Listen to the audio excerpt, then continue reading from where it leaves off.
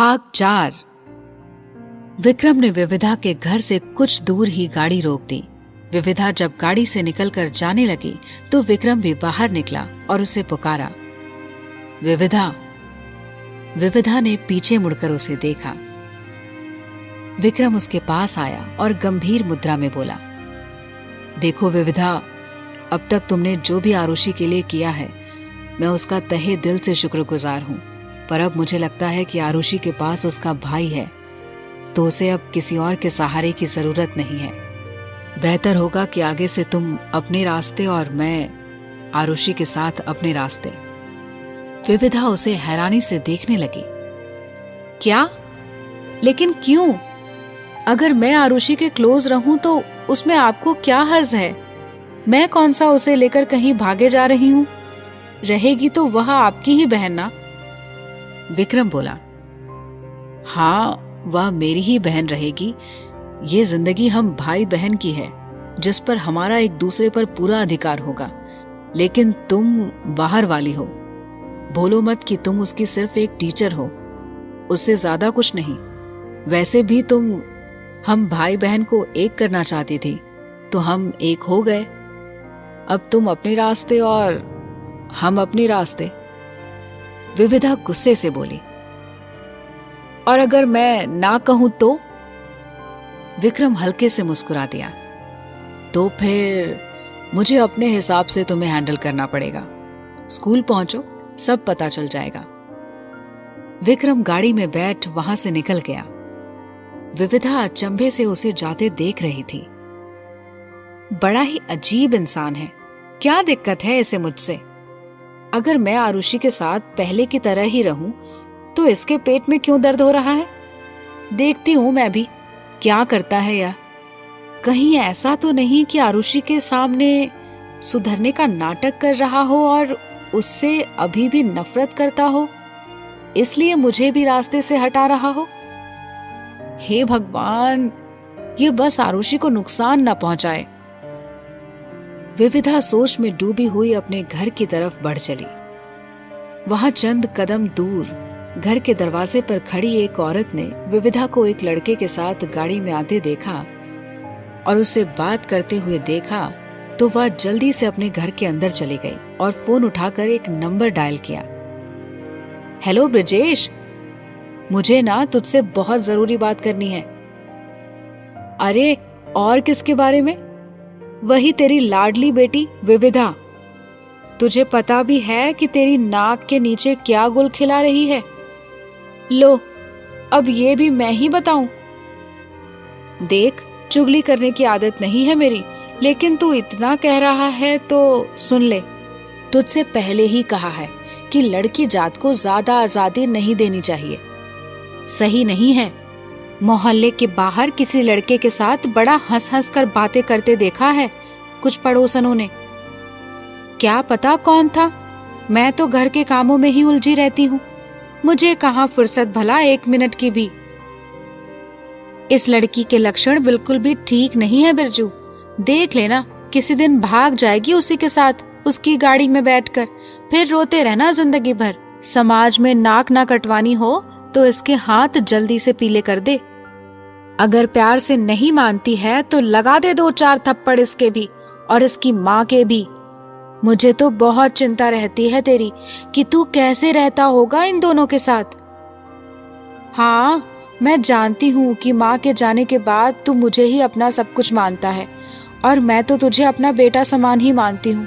इसलिए तो तेरे बारे में सोच सोच के इतनी परेशान होती जाती हूँ, इतना कि अब तो भूख भी नहीं लगती। छवि ने ही तो बिगाड़ा है इसे। क्या बताऊं तुझे अब। पड़ोसी भी बड़े मजे ले लेकर खबर सुना रही थी। मैंने तो दोनों को फटकार कर भगा दिया, लेकिन और किस किस का मुंह बंद करूंगी मैं। आ गई? अच्छा ठीक है। देखो, ज्यादा डांटना नहीं, फूल सी बच्ची है, मेरे तो जिगर का टुकड़ा है। उसको चोट लगती है तो दर्द मुझे होता है। हाँ चलो रखती हूँ, काम भी करना है बहुत। ललिता ने फोन रखा और किचन से थाली भर खाना ले अपने कमरे में जाकर आराम से बैठकर खाने लगी। विविधा अपने घर पहुंची तो देखा कि दरवाजे पर पापा नाराज से उसे ही देख रहे थे। कहाँ गई थी इतनी सुबह सुबह? तभी विविधा की माँ छवि जी वहां बाहर आकर एक ओर खड़ी हो गईं। ब्रजेश जी गुस्से से विविधा को घूरे जा रहे थे। मैंने कुछ पूछा है तुमसे? विविधा बोली। बाऊजी, वह अपनी एक स्टूडेंट के घर गई थी, उसकी तबीयत ठीक नहीं थी तो बस हालचाल लेने गई थी। ब्रजेश जी बोले। झूठ मत बोलो, मोहल्ले के बाहर कुछ औरतों ने देखा है तुम्हें कि तुम एक लड़के के साथ आई हो और उससे बहुत ज्यादा हंस हंस कर बातें कर रही थी। कौन था वो लड़का? विविधा यह सुनकर चौंक गई। क्या? मैं हंस हंस कर बात कर रही थी? किसने कहा आपसे? जरा नाम तो बताइए। ब्रजेश जी बोले। हाँ, मैं उनका नाम बताऊं और तुम जाकर उनसे लड़ो, इतना भी बेवकूफ नहीं हूं मैं। विविधा ने मां की तरफ देखा तो उन्होंने उसे कुछ इशारा कर दिया। अगले ही पल उसे सब कुछ समझ आ गया कि यह आग किसी और ने नहीं बल्कि उसकी ललिता उर्फ मंथरा बुआ ने लगाई है। छवि जी बात को संभालते हुए बोली। रहने दीजिए ना, आप पता नहीं किन किन की बातों में आ जाते हैं। चल विधि, जल्दी से नाश्ता कर ले, स्कूल भी तो जाना है। छवि और विविधा जल्दी से घर के अंदर चली गईं। ब्रजेश जी पीछे से चिल्लाने लगे। किसी की बातों में नहीं आता मैं, मेरी वह दीदी हैं और मेरा भला ही चाहेंगी। खूब समझता हूं तुम दोनों माँ बेटी की मिली भगत, मेरी किसी बात का कोई असर नहीं होता तुम पर। अरे सीखो अपनी ललिता बुआ से कुछ, खुद भी कितनी अच्छी है और अपने बच्चे को भी कितने अच्छे संस्कार दिए हैं। किचन में खड़ी माँ बेटी मुंह पर हाथ रखकर हंसे जा रही थी। विविधा फुसफुसाई। हाँ, ये बुआ के संस्कारों का ही नतीजा है कि उन्हें यहाँ मोहल्ले की हर साल होने वाली रामायण में मंथरा का रोल मिलता है। छवि जी धीरे से बोली। हो गया इनका ललिता पुराण शुरू। इतना तो कोई भक्त भी भगवान का नाम नहीं लेता होगा जितना तेरे बाऊजी तेरी बुआ का नाम जपते हैं। विविधा बोली। पता नहीं बुआ को भी क्या दुश्मनी है हमसे, जब देखो बाऊजी के कान भरती रहती हैं। मैं बता रही हूं, किसी दिन बहुत सुनाऊंगी उन्हें। बड़ी हैं तो क्या, कुछ भी करने का लाइसेंस मिल गया है। विविधा अब स्कूल के लिए निकल गई। उसके जाने के बाद ब्रजेश जी किचन में आए और छवि जी से बोले। मैंने तुमसे कितनी बार कहा है कि विविधा से बोलो कि अगर उसका नौकरी करने का शौक खत्म हो गया हो तो घर पर बैठे, कोई अच्छा सा लड़का देखकर जल्दी से शादी कर देता हूं। छवि जी बोली। इतनी भी क्या जल्दी है आपको? हाँ जल्दी है, अरे 21 साल से ऊपर की हो गई है, अब शादी नहीं करेंगे तो कब करेंगे? ललिता दीदी बोल रही थी कि इससे पहले ये घर से भागकर शादी करे, उससे पहले ही इसकी शादी कर दो। कुछ रिश्ते हैं उनकी नजर में, आज तो बहुत व्यस्त हैं वो, कल आकर दिखा देंगी। उन्हीं में से एक लड़का पसंद कर विविधा की शादी करा देते हैं। छवि जी परेशान से उन्हें देखने लगी। आरुषि स्कूल जाने के लिए तैयार थी। ऋतिक भी उसके साथ ही था कि तभी वहां पहुंचे विक्रम ने उन दोनों से कहा, तुम दोनों मेरे गाड़ी में जाकर बैठो, मैं आता हूं जल्दी ही। दोनों बच्चे बाहर निकल गए। उनके जाने के बाद विक्रम दयाल काका से बोला, आरुषि के स्कूल के वो ट्रस्टी है ना, आपके बड़े मालिक के जानकार, उनका नंबर चाहिए मुझे। दयाल काका ने बिना कुछ सोचे समझे उसे ट्रस्टी का नंबर दे दिया। विक्रम ने घर से बाहर निकल एक तरफ खड़े होकर ट्रस्टी को फोन किया और कुछ कहा। विविधा स्कूल पहुंच अपनी 9th क्लास की तरफ बढ़ने लगी तो प्रिंसिपल ने उसे बुलाया और बताया कि वह अब 9th क्लास की क्लास टीचर नहीं है और ना ही उसमें कोई भी सब्जेक्ट पढ़ाएंगी। यह सुनकर वो पहले तो दंग रह गई, फिर उसे सब समझ आ गया कि इस सब के पीछे उस अकड़ की दुकान विक्रम चौहान का हाथ है। दिखा दिया ना अपना असली रंग उसने। ठीक है, मैं भी कौन सा मरी जा रही हूं उसके घर जाने के लिए, लेकिन आरुषि, उससे कैसे मिला करूंगी? कोई बात नहीं, मैं लंच में उससे मिल लिया करूंगी। यह सोच विविधा अपनी नई क्लास में चली गई। जब लंच टाइम में विविधा आरुषि से मिलने जाने लगी कि तभी प्रिंसिपल सर ने उसे किसी काम से अपने केबिन में बुला लिया। उस पूरे दिन आरुषि विविधा से एक बार भी नहीं मिल पाई थी। विविधा ने उसके बुरे दौर में उसका साथ दिया था और आज जब सब सही है तो विविधा उससे मिल नहीं पा रही थी। आरुषि उदास सी दोपहर बाद जब स्कूल से लौटी तो चुपचाप अपने कमरे में चली गई। दयाल काका ने जब उससे प्यार से पूछा तो उसने बताया कि विविधा मैम अब उसकी क्लास को नहीं पढ़ाएंगी। वो उसकी फेवरेट टीचर होने के साथ साथ उसकी बेस्ट फ्रेंड भी हैं। पहले जब विविधा मैम उसके साथ थी तो विक्रम भाई साथ नहीं थे। आज सुबह जब उसे अपने भाई मिले तो अब विविधा मैम अलग हो गईं। दयाल काका उसे खुश करने की कोशिश करने लगे, लेकिन आरुषि उदास ही रही। रात को डिनर टाइम पर विक्रम वापस आया और सीधे अपने कमरे में जाने लगा तो टेबल पर आरुषि के साथ उसका इंतजार कर रहे दयाल काका बोले, छोटे मालिक, आज तो आप खाना नीचे ही खाएंगे ना? विक्रम अपनी ही धुन में आगे बढ़ते हुए बोला, नहीं, मैं खाना बाहर ही खाकर आया हूं। विक्रम अपने कमरे में चला गया। आरुषि का चेहरा एकदम से मुरझा गया। दयाल काका, आज सुबह ही तो भाई ने कहा था कि वो मेरे साथ बैठकर खाना खाया करेंगे, तो फिर। बोलते हुए आरुषि चुप हो गई। दयाल काका ने उसके सिर पर हाथ रखा। जैसा तुम सोच रही हो वैसा नहीं है बेटा। 4 साल से विक्रम इसी तरह की जिंदगी का आदी हो चुका है। वो इस बात को अपने दिमाग में बैठा चुका है कि इस दुनिया में उसका कोई भी नहीं है जो उसका इंतजार कर रहा होगा। आज सुबह ही उसकी जिंदगी में उसने तुम्हें आने की इजाजत दी है, लेकिन अभी उसे वक्त दो थोड़ा। धीरे धीरे वो तुम्हारे लिए जरूर बदलेगा। अच्छा, तुम खाना खाओ, मैं छोटे मालिक से पूछकर आता हूँ कि उन्हें किसी चीज की जरूरत तो नहीं है। दयाल काका गुमसुम सी आरुषि को छोड़कर विक्रम के कमरे में पहुंचे और उसे अपनी फाइल समेटते हुए देखने लगे।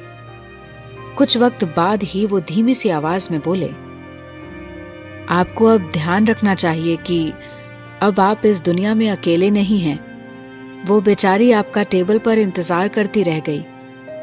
विक्रम ने एक पेनी नजर उन पर डाली और वापस फाइल्स में उलझ गया। आपकी ये गोलमोल बातों में सर खपाने का वक्त नहीं है मेरे पास।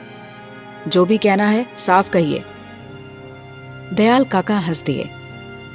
इतनी जल्दी भूल गए तुम कि तुम्हारी बहन भी है एक, आरुषि नाम है उसका। आरुषि का नाम सुनते ही विक्रम जैसे होश में आया। उसने दयाल काका की तरफ देखा। मैं तो भूल ही गया था उसे। खाना खाया उसने? दयाल काका ने ना में सिर हिलाया। कह रही थी कि आज आपके साथ खाएगी, पहली बार जो मौका मिला है। विक्रम कुछ पलों तक चुप खड़ा रहा, फिर तेज कदमों से बाहर निकल गया। दयाल काका भी उसके पीछे चल पड़े। विक्रम टेबल पर आरुषि के सामने वाली चेयर पर जा बैठा। मुझे याद ही नहीं रहा, कुछ काम में बिजी था। तुम खा लो, मैं यहीं बैठा हूं। आरुषि ये सुन मुस्कुराई। थैंक्स भाई। दयाल काका भी अपनी सीट पर आ बैठे। आरुषि ने देखा कि विक्रम एकदम शांत बैठा है तो खुद ने ही उससे बात करना शुरू कर दिया। डर तो उसे भी लग रहा था बहुत कि कहीं किसी बात पर भाई भड़क ना उठे। आज बहुत काम था आपको? विक्रम बोला। हाँ। वह जेब से फोन निकाल उसमें बिजी हो गया। आरुषि ये देख खाना खाने लगी। दयाल काका ने अपना सिर पकड़ लिया और सोचने लगे कि पता नहीं विक्रम कब पहले की तरह हो पाएगा। विक्रम की नजर जब आरुषि पर पड़ी तो उसे उदास देख अपना फोन एक तरफ रख दिया। तुम्हारा स्कूल कैसा रहा आज? आरुषि बोली। ठीक ही था, क्योंकि विविधा मैम जो नहीं आई आज क्लास लेने, पता चला कि अब वो हमें नहीं पढ़ाएंगी। विविधा मैम बहुत अच्छी हैं भाई, और पढ़ाती भी बहुत अच्छा है। आप प्लीज कुछ कीजिए ना। विक्रम बोला। टीचर्स आते जाते रहते हैं, तुम अपनी पढ़ाई पर ध्यान दो बस। आरुषि मन महसूस कर रह गई। जी भाई। दूसरी तरफ विविधा ने सोचा कि एक बार आरुषि का हाल चाल तो जान लूं। उसने आरुषि को कॉल किया टेबल पर आरुषि के पास रखा फोन बजने लगा। विक्रम ने दूर से ही कॉलर नेम देख लिया। वह सोचने लगा कि ये विविधा अब पक्का आरुषि से चुगली करेगी उसकी। आरुषि ने खुश होते हुए विविधा की कॉल रिसीव की। हेलो मैम, कैसे हो? आज आप तो स्कूल में एक बार भी नहीं मिले। क्या आप सच में हमें नहीं पढ़ाओगे आगे से? बोलते हुए वह उदास हो गई। विक्रम बड़े ध्यान से आरुषि को देखते हुए उन दोनों की बातें सुन रहा था, लेकिन वो ये नहीं जानता था कि दयाल काका की नजर उस पर जमी हुई है। विविधा बोली, अब क्या कर सकते हैं, यह सब मेरे हाथ में नहीं है। अच्छा यह सब छोड़ो, तुम बताओ कि डिनर किया या नहीं अपने भाई के साथ? अब तक तो अकेले करती थी ना? आरुषि ने विक्रम की ओर देखा और थोड़ी उदास सी बोली, वो भाई को याद नहीं रहा मेरा, तो ऑफिस में ही खाना खा आए थे, लेकिन अभी मेरे साथ ही बैठे हैं मुझे कंपनी देने के लिए। कहकर वह मुस्कुरा दी। विक्रम मन ही मन सोचने लगा, इस लड़की की दिक्कत क्या है? पहले आरुषि की लाइफ में जबरदस्ती घुस गई और अब यह फालतू की बकवास। सीधे सीधे बोलती क्यों नहीं कि क्यों फोन किया था। विविधा ने जब सुना कि विक्रम वही है तो सोचा कि क्यों ना थोड़ी भड़ास निकाली जाए इस पर। वह बोली, अच्छा आरुषि, यह बताओ कि दयाल काका कहाँ है? आरुषि बोली, यहीं बैठे हैं पास में। विविधा बोली, एक काम करो, दयाल काका को फोन दे दो और हाँ, प्लीज फोन का स्पीकर ऑन कर देना। वह क्या है ना, मुझे आवाज थोड़ी कम आ रही है। आरुषि ने ऐसा ही किया और फोन दयाल काका के हाथ में दिया। दयाल काका खुश होते हुए बोले, कैसी हो बेटी? उनकी नजर जब खुद को घूरते हुए विक्रम पर पड़ी तो उनका मुस्कुराना अपने आप बंद हो गया। विक्रम अपना फोन उठाकर उसे चेक करने लगा। विविधा बोली, ठीक नहीं हूँ दयाल अंकल, आपको तो आरुषि ने बताया ही होगा कि मेरी क्लास चेंज कर दी गई है, तो बिल्कुल भी अच्छा नहीं लग रहा। लेकिन ऐसे अचानक कैसे बेटा? विविधा बोली, लगता है कि किसी के पेट में मरोड़ उठ रहे थे मुझे देख। होगा कोई जल कुकड़ा जो मेरी खुशी देखकर जलकर राख हो गया होगा। विक्रम को ये सुन गुस्सा आने लगा। उसके चेहरे पर कसाव दिखने लगा। विविधा फिर बोली, ऐसे लोग तो कोबरा सांप से भी जहरीले होते हैं, इनको तो बस कोई शिकार चाहिए। मैं भी ऐसे ही किसी कोबरा का शिकार बन गई। दयाल काका बोले, लेकिन क्यों, तुमने क्या किया? विविधा बोली, सन की लोगों का दिमाग कब खिसक जाए क्या पता नहीं क्यों मैं निशाने पर आ गई। मैं साफ दिल की लड़की हूँ, जो दिल में होता है वही जुबान पर होता है। लग गई होगी किसी को मिर्ची। खुद के बस का कुछ होगा नहीं तो अपनी पावर का इस्तेमाल कर लिया होगा। लेकिन आप बिल्कुल चिंता मत कीजिए, स्कूल में तो मैं ही हूँ, तो आरुषि का ध्यान अब भी रख सकती हूँ वहीं से। और फोन भी तो है ना, जब मन चाहे हम बात कर सकते हैं। विक्रम अच्छे से समझ रहा था कि ये सब कसीदे वो लड़की उसकी तारीफ में जानबूझकर पढ़ रही है। विविधा की बातें उसका गुस्सा बढ़ा रही थी। दयाल काका बोले, मैं विक्रम से बोलता हूँ, वह बात करेगा मैनेजमेंट से। रहने दीजिए, किसी का भी एहसान नहीं चाहिए। दयाल काका और विविधा आपस में बातें कहने में मगन थे और आरुषि का ध्यान भी उन्हीं की तरफ था। ये देख विक्रम को अच्छा नहीं लगा। वह उठकर सीढ़ियों से होते हुए अपने कमरे में चला गया। दयाल काका उसे आवाज देते ही रह गए, अरे विक्रम बेटा। लेकिन उसने कोई जवाब नहीं दिया। दयाल काका ने आरुषि की तरफ देखा। इसे क्या हुआ? आरुषि बोली, पता नहीं। दूसरी तरफ से विविधा ने जब यह सुना तो वो खुश होते हुए बड़बड़ाई, शाबाश विविधा, क्या सुनाया है उसे कि अपनी अकड़ की दुकान लेकर चला ही गया। विविधा ने अब कॉल कट कर दी। विक्रम अपने कमरे में जा बैठा। उसे बहुत गुस्सा आ रहा था विविधा पर, क्योंकि वो जबरदस्ती उसकी फैमिली में घुसने की कोशिश कर रही थी। वह किसी से कोई भी रिश्ता रखना नहीं चाहता था। यहाँ वो आरुषि के साथ जुड़ने की कोशिश कर रहा है, वहाँ वो लड़की उसके साथ इतनी आसानी से घुल मिल गई है। ये आरुषि के साथ ही दयाल काका को भी उससे छीनना चाहती है। दूसरी तरफ आरुषि खाना खत्म करने के बाद सीढ़ियों की तरफ जाने लगी तो दयाल काका ने उसे टोका। कहाँ जा रही हो? आरुषि हिचकिचाते हुए बोली। भाई के पास। शायद वो नाराज हैं क्योंकि हम बातों में बिजी हो गए और उन्हें अकेला छोड़ दिया। दयाल काका ने उसे रोका। नहीं बेटा, अभी तुम उसके पास मत जाना। मैं तो कहता हूँ कि जब वो ऑफिस से लौटकर घर आए और अपने कमरे में चला जाए तो कभी उसके पीछे मत जाना। लेकिन क्यों? दयाल काका बोले। वो थका होता है, आराम भी तो चाहिए उसे। आरुषि बोली। आप सही कह रहे हैं। वह चुपचाप अपने कमरे में चली गई। दयाल काका ने राहत की सांस ली और सीढ़ियों से ऊपर जा विक्रम के कमरे की तरफ बढ़ गए। वो उसके कमरे के दरवाजे पर ठिठक कर रुक गए। विक्रम शराब के नशे में था और अभी भी लगातार पिए जा रहा था। पिछले 4 सालों से यही तो कर रहा था वो। दिन भर काम के नशे में तो रात को शराब के नशे में खुद को पूरी तरह डुबो देता था।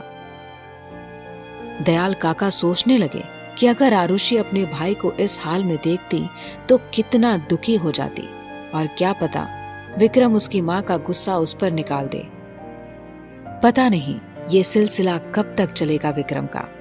जो यादें इस कदर तकलीफ देती हैं उन्हें भूल क्यों नहीं जाता। जानता हूं कि ऐसी यादें आसानी से नहीं भुलाई जाती, पर कोशिश तो की ही जा सकती है ना। दयाल काका अब वहां से जाने लगे तो विक्रम की नजर उन पर पड़ गई। उसने उन्हें पुकारा। दयाल काका। काका वापस मुड़े। हाँ छोटे मालिक। विक्रम ने उनकी ओर देखा और बड़े सहज भाव से बोला। तो कब जा रहे हैं आप? दयाल काका असमंजस की हालत में बोले।